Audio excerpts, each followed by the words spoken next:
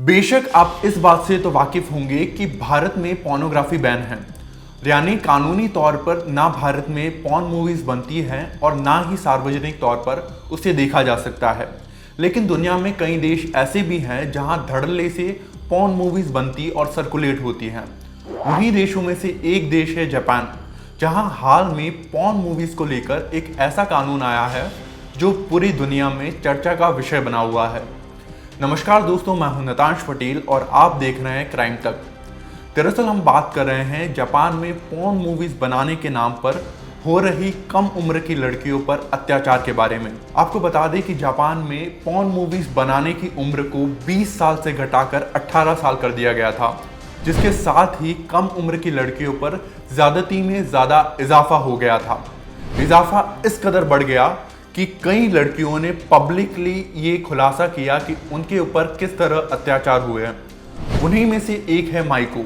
Micro ने आज से करीब 10 साल पहले अपनी पुरानी नौकरी से परेशान होकर पॉर्न इंडस्ट्री में कदम रखा था। माइको को पॉर्न मूवी बनाने के लिए हर महीने करीब 6 लाख रुपए सैलरी मिलने लगी। लेकिन कुछ समय बाद माइको पर करीब 10 से 50 मर्दों को एक साथ रखकर पॉर्न मूवी बनाने का दबाव बनाया गया, और जब माइको ने इसके लिए ना कहा तो उन्हें ब्लैकमेल किया गया कि उनके पॉर्न वीडियोस को उनके घर वालों के साथ साझा किया जाएगा और नौकरी कॉन्ट्रैक्ट तोड़ने पर भारी भरकम जुर्माना वसूलना पड़ेगा। जिसके बाद मजबूरन माइको को कई मर्दों के साथ पॉर्न मूवीज बनानी पड़ी।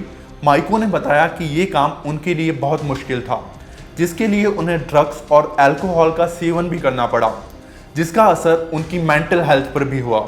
आपको बता दें कि माइको का ये केस पहला ऐसा केस नहीं है।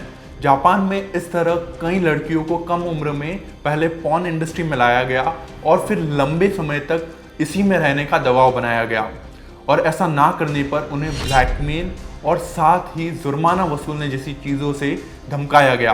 बहरहाल इन सब के बाद पॉर्न इंडस्ट्री को रेगुलेट करने के लिए जापान की संसद में एक बिल पारित किया गया, जो जापान में अप्रैल सदन में इसी महीने पारित होना है।